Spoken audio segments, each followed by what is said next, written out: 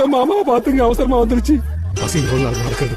ஆஹா, ஜமீன் வீட்டு சாதம் நல்லியும் பிரமாதம், இதுவே எனக்கு போதும்.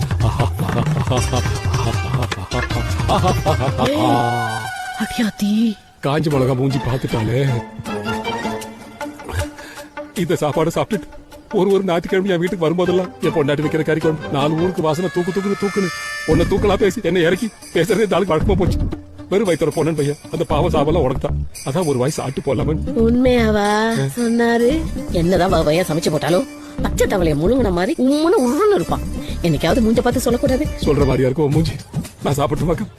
சாப்பிடுமா, எல்லாத்தையும் நல்லா போட்டு சாப்பிடுறீ, கூச்சப்படாம. மெதுவா சாப்பிடுறீ, குத்திக்க போகுது. சாப்பாடு நல்லா இருக்கு. ஒரு கிளாஸ் தண்ணி மட்டும் கொடுத்துட்டு போய். என்ன ருசியா இருக்கா?